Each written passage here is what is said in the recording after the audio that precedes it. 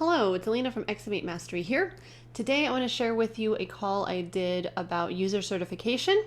You will see in this video the certification prep doc that Xactware distributes, and so if you'd like a copy of that prep doc, you will need to email me at alina, A-L-E-N-A, at xm8mastery.com. If you comment below, I can't send anything to you here on YouTube, so be sure to email me and say, hey, I want a copy of that prep doc. Also, if you're interested in attending any of our live trainings, I do have dates up on our website over at xm8mastery.com. You can click on live training, and that's the certification courses that I'm going to be referencing in this video. I think that you'll get a lot through the walkthrough of what it takes to get certified. I'm going to do a level 1, go through the level 1 prep doc today, so you'll be able to see that. And again, if you want that PDF, be sure to email me and I'll get that sent over to you. So let's take a look at what it takes to get certified as a user in Xactware.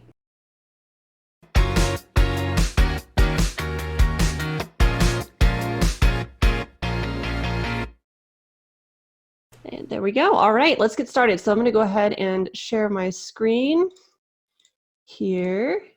And what we're talking about is Xactware 28 certification. Okay, so there's two versions of Xactware out right now. There's 28 and there's X1. Until the carriers roll over to X1, I'm not really advocating that you upgrade. If you've already upgraded, that's fine. You can take the X1 user certification exam. It's really up to you. I don't think there's a difference between the two.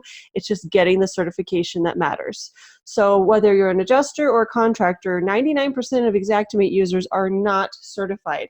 So when you get certified, you not only gain a cool certificate, you also are gaining authority in the industry because you know what you're talking about and you have a rubber stamp from Xactware showing that you know what you're doing. So I highly recommend everyone at least get level 1 certification. And of course, we do offer those live classes, but it's something that can be self-studied on your own. I'm not sure that everybody is aware that you do not have to attend a class.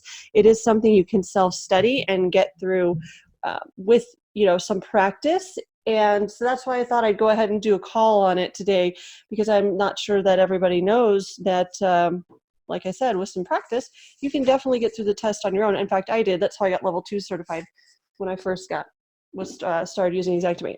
So the main thing about certification that you'll need to be aware of is it's mostly sketch. So most of us don't sketch every day unless you are a mitigation contractor. You're probably doing a lot of interior sketch.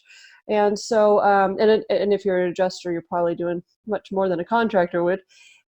And that being said, you need to have those skills in Sketch in order to pass the exam. So I have the certification prep doc here for us, and I can email this over to you at the end of the call today so you can have a copy on file. If you're interested in getting a copy, put your email in the chat. I need to know what email you'd like it sent to.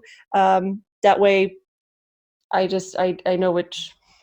What am I trying to say? A lot of people have old email addresses on file or what have you, so I just always want the current email that you want me to send this to.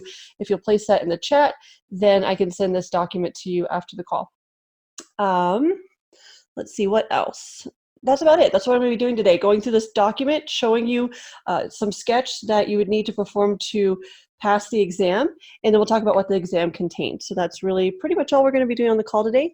And just any questions you may have, we'll go over those too. I also have Emmy, my office cat. She's in the office today. So if you hear background noise, that's the little kitty scratching around and bumping her head on my microphone. As soon as I start a call, she always wants to jump in my lap. So in case you hear any background noise, apologize for that. But if I put her out, then she meows. So that's a bad alternative.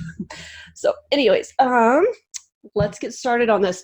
So this document here comes straight from Xactware. This is not something that I have created. This is an Xactware, comes straight from their office, and of course it's going to be kind of technical looking because of the way they put their training materials together. I don't know if any of you guys have their book, their big, was it like 380-page book? But it's written kind of in the same manner this prep document is. So it'll tell you the exam overview.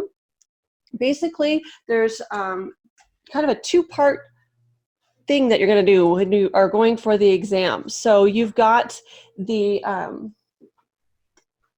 Let me just scroll through some of this technical stuff. Oh, it defines what the different levels, you've got level 1, 2, and 3. So it defines the different levels and what you're getting in each level of certification, which is cool. So you can read through that. And okay, so here's the different parts of the exam. There's a practical hands-on lab. You have to sketch the sketch. This is not timed. So what's going to happen is you purchase the exam. It's $100 to purchase the exam. I have a $15 off offer code. So when you're ready to take the exam, email me and I'll get you set up with that. Hang on one second. Elise, here's your daughter's calling. There. Sorry. We have my in-office. We have quite a lot going on at our office today. Sorry, guys, to break from that. Okay. We've got the certification, the sketch portion, which is the what they call the lab, meaning you're going to pay for the exam. It's going to log you into a site and it's going to say sketch this floor plan. It's going to give you a bunch of details about the sketch. You have 30 days with in which to sketch that, right? So that's going to be something that kind of takes the pressure off. You're not having to sketch in a timed environment because that could be very, very stressful. So you have 30 days in which to create the sketch, add all of the line items, double check everything, make sure you've got the right activity codes in your line items, all that good stuff. You got 30 days. Then whenever you're ready, you're going to start the timed portion. So the practical and the knowledge are timed. And what's going to happen there, I think you have 2.5 to 3 hours to answer questions in 2 different parts of the exam. The practical is saying how many linear foot of baseboard in the kitchen, how many squares of shingles on your roof, etc. Okay, so it's going to ask you those questions, and you have to be within a foot of the right answer, or else you get the question wrong. With the knowledge portion, so there's 30 practical and then there's 30 knowledge questions. So them giving you 2.5 to 3 hours to answer 60 questions is awesome because that takes some of the pressure off too. So don't feel like you're going to have to, be all stressed out. I think people are just feel like they have lots of test anxiety whenever they think of, getting certified and all of that. And it really isn't that bad of a process. Xactware is pretty generous with you when you get into the exam. So the knowledge is going to be how well do you know the program itself? So odd questions like how many times can you use the undo in Sketch? Up to 5. If you make a change in your preferences in Xactimate, do those preferences, are they retroactive? Meaning, do those preferences exist on the prior estimates written before the changes? No, that would be false. So it's multiple choice questions, which is always fun because you can usually figure out what's what just by doing just playing around in the program, like going into Sketch and pressing undo and seeing how many times you can use it. That's what the practical portion is going to be all about. I'm sorry, the knowledge portion. And it's a pretty easy testing environment once you get used to how everything's set up. And I actually find it to be fun, but I'm also a weirdo who likes paperwork and I like taking tests. So I might not be the best example. So it's just mostly just focusing in and honing in on getting that sketch correct. And then studying, the portions of the program that you'll need to and that's what this prep doc does. It gives you a very similar sketch. You're going to sketch a main level with a staircase. Then you're going to put a roof on top. Really weird. The staircase goes to nowhere. There's no second level on the level 1. When you get into the level 2 test, you've got in your sketch, you've got some vertex walls, some really funky hallways, and then you've got a second level and then a roof on the level 2. So it is a more in-depth sketch. Yeah, let's just go ahead and that's important to know too. Passing grade is 70. So it's not like you have to get 90 or 85. It's 70. And if you don't pass, you just pay the $100 plus my $15 discount code, $85. Just pay it again and take it again if you didn't pass the first time. So maybe that'll take the pressure off too. So that's what we're going to be looking at today is kind of a sample of what you'd be getting into. Let's say if you were going to take the level 1 exam. So at the level 1, level 2, and level 3 prep books, I can send you whichever level you like. You do not have to take level 1 in order to get through the level 2 test. If you feel like you've been using Xactimate for a while and you want to just go for it, That's what I did. I didn't know, there's no prerequisite. I highly do not agree that you should go straight to level 3, however. Level 3 is a beast. So that one I actually would advocate you probably get into a class for, because it is a monster. Anyways, let's get you level 1. Let's start there. So with level 1 here, it defines on what your knowledge requirements would be to get through a level 1 test. So you can kind of read through that when you get this prep doc. And then let's just do a practice environment. Let's say, okay, we've just bought the test. Let's go straight into the testing environment. So you would log into a website. Of course, it's not going to be in this format, but just that's what we're going to pretend today. All right, so we've got our, another explanation of what you're getting into, what the practical lab first, then you start the exam. So in the sketch lab here, it'll give you all the instructions, what you need to do. So you'll need to create a new estimate and complete the diagram and sketch. Then you want to go on to the scope lab. So what that means is you're going to sketch the floor plan first, then you're going to go add the line items. They do not recommend you sketching the kitchen, adding all the kitchen line items, sketching the living room. You get it, right? So they try to guide you through this. And it says use the latest version of Xactware. Again, we're still certifying people in 28 because the carriers are still using 28. No one's moved to X1 yet until those major guys, State Farm, USAA, Farmers, you name it. When they move, we'll move. So kind of disregard that. Practical lab sketch. So it's going to tell you a fire occurred in the home. Fire began in the kitchen, causing significant smoke and water damage. For the interior estimate, it'll tell you open a new project, name it this. It'll tell you which price list to download, which is nice, so that you know. And you do need to make sure, pay attention, do need the exact price list they tell you from August 13. That tells you when they wrote the tests. They actually got a little bit better. I think they have been updated recently, but you're going to download that exact price list, and then it's going to tell you leave all sketch properties at the default setting. All walls are 4 inches thick. Follow these instructions to the T, and make sure that you have these, especially like the deduct opening property, set to no. Those are the kind of things you're going to want to look for in the program. That's kind of stuff that'll trip you up. So let me just run over a couple of things of a couple of places that you'll need to know to get set up correctly. And I apologize, I should have been logged in already, but we'll get logged in here.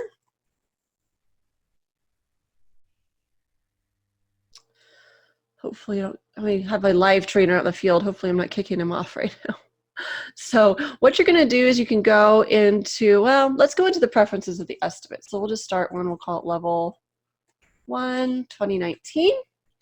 And you're just going to add a new project. I would add it in the carrier profile. I don't know that they're that specific. No, but I would just add it in the carrier profile just in case, if you want to make a note of that. Add the new project here. And I'm going to go ahead and scoot on over to, let's add a price list real quick. I'm not going to add their designated price list because we don't have it downloaded, and I don't want to take up all y'all's time. So now that we've got our price list in there, you can go right on over to the sketch. Whatever, just load a price list. That's fine. We're going to actually go over to the sketch here. And in your sketch, you'll find properties. I believe it's under, preferences. Preferences right there. So set up your preferences for the estimate. See wall thickness, ceiling height, door and window defaults. We want them to deduct. This is not checked, so that's correct. We do not want it deducted. That's what these instructions are saying. To have it set to no, well, that's kind of misleading, because in your preferences for the whole sketch, it's just a checkbox. All right, so those are the kind of funny details that you're going to need to look for, and that's going to make you either pass or fail. So when you go through this, do it on one of those days when your mind is clear and focused, or you've had like 8 cups of coffee, because you have to catch all of the details here, and they do try to trip you up, just like in college, or if you're in any exam environment. It seems like in academia, they like to throw in trick questions, and this is not any different than that. So as long as you pay attention and catch these things, you'll be fine. And then we'll just set up all of our defaults. according to their specifications. So when we're ready to go, you can proceed to the diagram. So this is the overview of the home. Let me just see, that's a good zoom there. This is going to be what you're going to be creating. And I would highly recommend picking one of the larger rooms and then sketching outward from there. So I've actually printed this off. I'm going to be sketching this here for you today, just so we can go through this. I also recommend when you're sketching, always pay attention to interior measurements first. Notice how they don't give you a length of the living room because it's the same length as the kitchen. So stuff like that starts to get really frustrating unless you understand in the beginning. You've got to just pay attention to the interior measurements and then keep that in mind as you're going through. Like with the bathroom, there's no length there it's 10-11, right? 10 foot 11. So if you do a lot of sketching, that's a no-brainer. Like, you already know that. But if you don't do a lot of sketching, you get kind of thrown off. You're like, where are all my measurements? Why are they giving me measurements? Okay, so that's what's going to happen. Also, like I said, pay attention to the interior first, then you can look at the exterior. If you're off by more than an inch, you're going to be in trouble because that inch is going to translate to more than a foot, most likely, unlike square foot issues or square foot applications of things. So be sure you're within an inch of the estimate or the sketch here.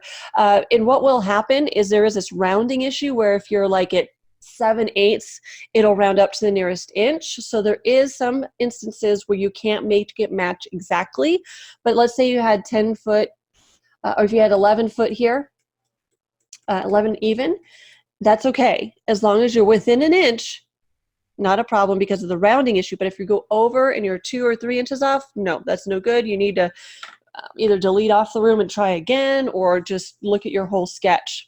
Also, if you don't do a lot of sketching, one thing that'll happen is if you get off on one room is off, like 14'4" here, it's going to throw the rest of the floor plan off. So dial in the room before you move into the next one as best you can. So those are kind of my tips on that. Undo is Control-Z. That's going to be your best friend in this process. In fact, here you'll see undo is right there. I like Control-Z. The more I can use shortcuts and I can use my keyboard, the better off, but faster I'm going to be. Also, as you're going through this, when you look at the prep doc, they do give you the breakdown of all of the specific components of the room. So don't worry that you don't see that on the overview. They aren't going to give you any window or door dimensions. You're going to have to scroll down in order to see those. I print the whole thing. I'm a nerd, like I said. I don't like to switch back and forth. If you have 2 or 3 monitors, maybe you can make this work without printing. I only have 1 monitor, so I print the whole thing and then take the exam. Let's see what else. Oh yes, you want to create the whole floor plan first, then add your windows and doors. Then after that, you're going to go add all of your line items. Okay, I think that's everything as far as an overview. Let's go ahead and get this sketch. So I'm going to go in here and we're going to go ahead and close all these windows so I have lots of real estate for sketching. And we're going to just grab a room, and I'm actually going to start with the kitchen because the living room is going to trip me up a little bit with those staircase. So I'd like to create the kitchen first just to get a baseline. So we're going to go ahead and just sketch that. 14 foot what? 2. 14 foot 2. Okay. And then notice that the room is 12 foot, so I don't have to affect that dimension at all. And then we're going to go ahead and just pull the living room off here. And that living room is 15'4". And I name as I go so I don't get lost. There's lots of little closets and things that you're going to be creating, and you don't want to get lost there. Again, if you're looking at the floor plan, there is no length of the living room on your floor plan, so don't let that freak you out. It's looking good. It's the same width as the kitchen, so we're good to go. Next, we have this bedroom down here, and this is tricky. If you place the bedroom before you place the stairs, it's weird because it throws off where that doorway is going to fall. So I made the mistake when I was first looking at this to just pull off the bedroom here, which you can do, but notice how it butts up against the stairway, and the bedroom's only 12 foot wide. So when you look at, if you just pull off the bedroom here, you're going to need to pull it back down to 12 foot. And that threw me off a little bit when I was looking at this. And then we need to pull it out to 14'3". So you can either set the stairs first and then pull out the bedroom, or you can do what I just did and drag that wall down. So if you set the stairs first, I'm just going to throw some stairs in there. Then you can just pull right off of this wall. See how it's 12 foot? And that makes it a little bit easier. So those are the little things that it's going to start to trip you up, and you're going to start to get frustrated because your eye sees it as it being right off the living room, right? But there's actually another room here, a hallway. So bedroom 2 is a separate room from the hallway, and that's the kind of stuff they're going to throw at you in these tests to make you think, well, do I extend bedroom 2? What's going, where's this room coming in? And then how do I match it up with the walls? So don't just kind of relax. You're going to do a lot of deleting. You're going to do a lot of editing in order to get this dialed in, and that's why I'm glad they give you 30 days. So that you can kind of take a breather and get through all of this. That's going to be our bedroom 2. Like I said, I go kind of a counterclockwise whenever I sketch. I don't know if you've ever heard me say that, but that's usually how I do it. And let's get those stairs dialed in. They're 3 foot wide by 9'8". See that there? And we've got a bunch of stair properties that they're going to give us all kinds of dimensions of risers and everything. But for now, we're just going to get the stair dimension correctly, and we're going to go into the properties here in a little bit. Now, you will see that the bedroom extends up with this little piece of a hallway that's in the bedroom, so I can square break here. Maybe. And just extend that up there, just like that. And it looks like the hallway is, now this is where it's fun, they don't give you an interior hallway dimension. So what I'm going to do is just continue to build out all of the rooms. So I've got a hallway here, I've got a pantry, and I've got a closet. Okay, so we're just going to go ahead and name those. Closet, it's closet 1. This is pantry. And hallway. All right, now we're going to dial in the dimensions of those areas. The hallway is 8 foot. Okay, so something has gone wrong already for me. See that there? We need to get the top one done first. So 3 foot, 3'8", and then 8 feet. So let's just zoom in here. We're going to go to 3 foot. Now watch which wall you're moving here too. That can be an issue. If I move the wrong wall, then I'm undoing what I'm doing. Now I need 8 foot here. So this is where it becomes fun. I've done something wrong. Yep, it's supposed to be 9'3" here. So I'm going to pull that back in. Again, just always double check yourself. Go around all the perimeter. Here we go. See, we got 14 foot there, 9'3". Now we need 11'3" there. We're at 11'2", so I need to pull this in. And you can select multiple walls like this, and then just bump it over. And then type it in, 11'3". Okay, that looks good. Now we're going to extend our hallway back down. There we go. And we've got 8 foot, let's see here, 3 foot, 2'9". All right, so what I'm looking at is 2'9", 11'3", 9'3", 14'3". You get the idea. So this is exactly what you're going to do in the exam. You're just going to constantly be watching where you're going to be placing all of your walls. And then remember that when you remove a wall, it's going to also affect your dimensions. So for this hallway, when I take out if I took out this wall, because some of the tests, they have missing walls here instead of a door, it's going to change your dimensions as well. So watch for those types of things. And remember, it's measuring on center when you're looking at your measurements. All right, let's see here. Let's go ahead and get this guy built, the bathroom here. And then we've got our bedroom 1. So I'm just going to place them there for now and name them. And our bathroom. Okay. I'm still concerned that my hallway is not, this moved right here. My hallway should be 8 foot, so I was off. There we go. Okay, I had miscalculated calculated that pantry there. All right, so we've got 10 foot 11, 10 foot 5. And then right here we want, 10 foot 5. Sorry guys. Is the office today. Okay, so that's our bedroom, and I'll pull up the dimensions. Okay, so 10 foot 11. This is where I was struggling, by the way. I had 3 foot 5 there, and so it took this to 8 foot 3. So that was where I had misjudged that. Okay, so we had 10 foot 11, 10 foot 5. Then we've got this bathroom. The interior is going to be 10 foot 11 by 7 foot 4, and then we'll cut in this closet. So 10 foot 11 by 7 foot 4. There we go.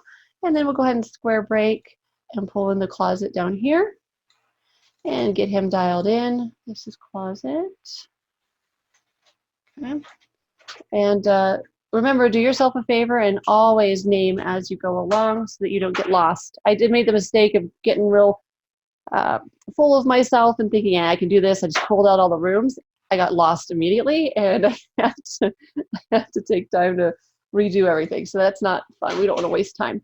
Okay, 10 foot 11, 4 foot 7, 4 foot 2, 2 foot 9, 6 foot 9. Excellent.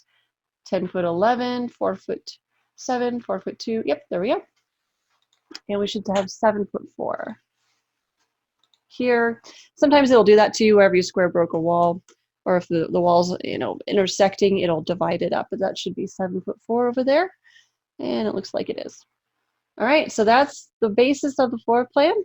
And next, you would just move down, and you'd start to enter the windows and the doors. You'd also have the specifics of the stairs. So with the stairs there, if you've never done staircases before, you'll need to highlight the stairs, and you go to the properties, the hand hovering over the paper, and there's all of your staircase dimensions. This is what you're going to be entering from that PDF or from the exam. So you've got your total rise, all those fun things, type of ceiling, all kinds of fun stuff. You also have an area here. They don't really, did they show that? They did show that. I missed that. The area here. So they want you to put tile in the living room. So you would just go grab your area and then just pull that in. I like to put it away from the wall to begin with. Just a pro tip here, pull it away from the wall. Sometimes it doesn't like to fit into the corners, and it won't allow you to place it, and it gets real frustrating. So I just create it out in the middle of the room first. Then we're going to place it up and snuggle it in that corner. So do this first, and then we're going to use that diamond to pull him in. See, it even resisted then. We might have to put it on one wall and then put it on another wall. It doesn't like both walls at once. It's weird. But that pretty much is what you're going to do in the test. And the practical portion, you're going to just pay attention to all of the, and then also pay attention to your part numbers. Notice that the closets, let me go back to the overview, the closets are a part of the bedroom. So see that part number 1? Part number 1 there. But notice the pantry does not have one. The pantry is not a part of the kitchen. That's the kind of stuff they're going to try to trip you up on. So we'll go into the closet, go to the properties, and make it a subgroup of the bedroom 2. And then, of course, the other closet, we're going to go ahead and make a subgroup of bedroom, doodly-doo, where are you? Bedroom 1. Okay, now you can see the part number. See that? Over on estimate items, you can also see. Nope, it's a part of the bedroom. So that's the other thing that's going to indicate that it's a subgroup, is you notice it's not delineated on your estimate items screen. If it was not a part of something, let me move that back to subgroup of none, then it would show up here. See how closet now got added? So that's how you can tell it's grouping or if it's not grouping correctly. So pay attention to that. That's, again, one of those wonderful ways they like to trip you up, is by including those part numbers. And actually, it should tell you in the description. No, it doesn't. Let's see if it does in the closet. No, they're just expecting you to know that that part number means it's a part of the bedroom. All right, other than that, we've got the roof here, and the roof should, I believe, oh, nope, this one, it's saying the roof, you have to open a new project. So you actually have to go create another estimate in order to sketch the roof. I'm not gonna waste your time with doing that, but I'm just going to stay in this estimate here and just create another level. But notice that it wants you to create a whole nother estimate. So again, don't get tripped up, just follow the instructions. And this actually wouldn't fit on the home anyways. So I believe that's why they're making you do that. We'll just do roof there. And then I will go, let's see, roof only. There we go. Okay, we'll clear that out. So let's pretend we started a new estimate. We'll just go ahead and sketch this, this roof. Notice the slopes, all right? Always pay attention to the pitch of the roof. All slopes are 612. And this is a nice hip with a hip extension and then a gable extension. So watch for your roof types. And we'll just go through this real quick here. We'll grab that hip roof. We'll pull that out. Now, I didn't print this one, so bear with me. You also have to, it doesn't give you the length. So this is where it gets a little irritating. You have to add this up yourself. 13 foot by 34.5, that's 47.5. And you're going to be sketching the main hip first. So be careful with that. It also doesn't give you the best dimensions. They're kind of hard to see. I think it's 31 is going to be your main hip. So whatever ridge is the highest, that's what you sketch first. So if this was 3D, this main hip ridge would be the highest ridge, and that's going to be the main roof, and then we'll pull these guys off. So we got to do some mental math here, but 47.5 will be our length here. And then our width, we're going to go with 30. Let me just, I can't see since I didn't print this. 31 is going to be, I believe. We're going to go with that. There. Then we're just going to, I'll name it main hip. Whoop. There we go. Now we're going to go ahead and square break this, and I don't do it exact. I probably should do it exact for this. It's going to be 16 feet. So I'm going to go load my square break and go to exactly 16 feet. If you zoom in, it's easier to get this dead on. Hit that square break, hold down my control key, pull this out to create that secondary hip, and it's 4'10" from the main roof. So 4'10", and it's called entry. Oh, you know what I didn't do?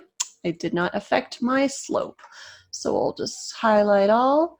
We'll go into our slope and all are 6. And there we go. This should start to look more like, we got 31'5", 4'10", 16, and 31, looking good. Let's pull out that back. Whoa, what'd I do? Let's pull out that back here. It's going to be 13 feet and then 4 foot for its extension. So we'll go break at exactly 13 feet. Again, zooming in helps a lot. And then hold down my control key, pull this out. I said 4 foot. What did I say? 4 foot? Okay, so this is going to be a gable style roof. So make sure to just highlight the hip and then go to the properties. We're going to change him to a gable. Just like that. And there's your roof. So I think in the document, let's get down into some of the later parts of the document here. It'll give you all of your line items to enter, and be sure to enter in all of these things here. Here's what's irritating: 0% O&P for the roof. Thanks, Xactware. Stupid. Anyways, the kitchen, hallway, you get all these lovely instructions of things. Notice that they start to repeat, like clean the walls and ceiling. So you can start to copy and paste from one room to another, and it's going to bring over the dimensions because you've used Sketch. It's going to auto-fill those dimensions for you. So you can do a little bit of copy and paste here, but make sure that you pay attention to each activity, because sometimes it'll say remove and replace, sometimes it'll be remove only. It doesn't make sense the way they do the test. So you're thinking, why am I removing a pad and not putting it back? Okay, it's not that ridiculous, but some of the line items you'll see are kind of ridiculous. Where you're like, why are we just, what are you thinking, Xactware? A bunch of programmers wrote the exam. This is what happened. Anyways, contractors did not write this. But you get the idea. You're just going to go ahead and pay really good attention, like 2 coats of baseboard, clean with door detail, clean door with detail both sides of the door. So that's what? 2 sides. Okay, things like that. You got to really apply some brain power to this. Again, got 30 days to get all of this done. before you take the exam. And then you got your roof. And yeah, pretty straightforward there. Like just replace only for the roof vent, stuff like that. Just pay attention. Replace only for drip edge, not remove and replace. So get your eye trained on those kinds of differences. Then you're going to go in and you're going to start the exam. And I believe, let's see if it tells us the practical section. It's either 2.5 or 3 hours. It's not giving us the time here, but you'll be given 30 fill in the blank questions. It's not important to list units of measure. I don't know why that just highlighted. That was weird. Please record it rounding to the nearest 100th of a decimal point. And they give you an example. So what's the square footage of the floor in the kitchen? So we could go over to the kitchen. And we could look at our variables down here. We could look at F for floor, 170 square feet, right? So those are the kind of things that you're just going to start to look at, and you can write down on the PDF or whatever you want to do. I don't know, can you edit it? I can't enter anything there. So you might want to print this part. And then you're going to go ahead and just fill out all of these dimensions. And there's 30 questions here. So that's your practical, and you'd have 2.5 to 3 hours to fill this out in the real exam. And it's pretty much these are typical questions from the exam. Then there's 30 questions on the practical lab, what you just sketched. Then there's 30 questions that are knowledge that have nothing to do with the sketch. So it's going to give you a bunch of, thank goodness, multiple choice questions. Which of the following functions can you perform in the user preferences tab? So I would just go and I would go to the user preferences tab of the control center. So I'd go save and exit. Preferences in the control center. See, they guide you preferences. And then it'll ask you, can I sketch there? No. Can I add multiple? Nope. Can't add any line items here. This is, I don't know why we're having trouble loading here with my online. But no, these are all preferences. These are defaults. That's all these are. You can't create an estimate here. You can't create a sketch. So these are, it's obvious. Set defaults. That's it right there. See, can't duplicate a project here. All you can do is set default settings. So that's what's where it starts to get a little bit easier on you. Lots of true and false questions, fun stuff, couple of multiple choice that you get to go through, and a lot of fun. So in the certification prep doc, they will start to give you the answers. Sorry. So when you go down to the exam, yes, so I got it right. 170 square feet. Woohoo! I sketched my kitchen correctly. That's the kind of stuff where you can see and start to diagnose yourself and see if you're doing well and are ready to take the exam, or do you need some more work on your practical?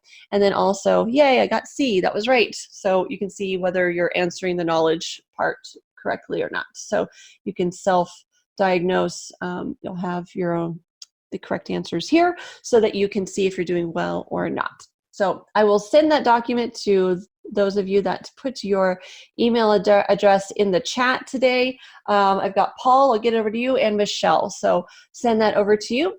And then whenever you're ready and you want to take the exam, reach out to me and I will give you the link to the exam as well as a $15 off discount code that I will be able to share with you. We have a certified trainer license with Xactware, so we're allowed to give off 15%. Oh, hey, Joan. Didn't see that you were here. Good to see you. So, yep, this is something you definitely self-study for and get through on your own.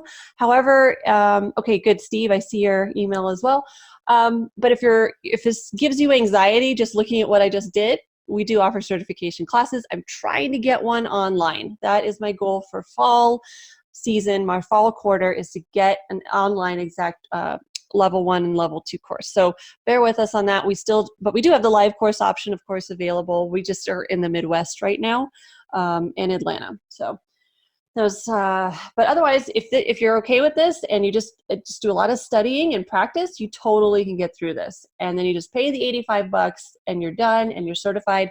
Certification lasts for 2 years. So it is something you do have to re-up. But once you take the test once, it's a breeze to do it again. So level 3, not so much. I kind of dread when that comes up because let's look at the level 3. Let me show you real quick. the level 3 prep doc. And I'll just send all 3 to you, just so you have them. It's this area right here. My Xactmate crashes. The staircase doesn't want to hug the wall. It's just really, really irritating. It's right there. And then there's a spot over here, this weird angled wall. It's like Xactware or Xactmate does not want to play ball with that. And then you've got a second level that you have to add. Doodly-doo. I don't know. I don't want to waste your time, but you've got a second level, and then this roof is weird because you've got these weird roof overhangs, different eave heights. So anyways, I'll send them all to you. You guys can take a look at them, decide which one you want to try out. And if you do level 1 and 2, you can come to my level 3 class. So if you pass the level 2 test, you're eligible to come to my level 3 here in Salt Lake City. I'm hosting it on October, 15th? No, 14th, 15th, 16th. Love to have you come visit, but I do require that you do have at least a level 2, because if you throw somebody who's never used Sketch into this monster, I can't do it with you in 3 days. It would take us a week, maybe 10 days if you've never, a lot of people that don't use Sketch all the time. So that's why I do have a prerequisite personally for that. Now you can go take the level 3 test on your own, whatever you want. But to come to one of my classes, you do have to have level 2 at least. And then also October 17th and 18th is our roundtable event here in Salt Lake City, where I'm going to have guest speakers like Steve Patrick, who wrote Level the Playing Field. Doug Quinn from the American Policyholders Association is going to be here, as well as a representative from Xactware speaking on pricing. I've also got Loveland Innovations coming out with their drone tech. They can actually show you granular loss through what they do with their drones. So really excited to have them. And that's just a shameless sales plug for roundtable event happening 17th and 18th, which is Thursday and Friday of that same week of the level 3 course here in Salt Lake City. So if you'd like to come visit, member pricing is $299 for those 2 days for you to come out and partake in the roundtable event. And I can send you a link on that too if anyone's interested. All right, but that's everything that I had to present today. Again, this has been recorded, so you can go back and watch and review what I've done. If you came in late, I did record this, so if you missed anything, you can go back and watch me sketch part of the, we were working on that level 1 sketch here. And my online's a bit slow, but there you go. And of course, you got to take the time to insert the windows and doors and add all the line items. So building the actual sketch itself, could take you a couple, 3, 4 hours, just depending on your sketch abilities. And then taking the test, of course, when you've got this all nailed down, should be 2.5 to 3 hours. So it is kind of a big undertaking, but it's worth it to get certified for sure.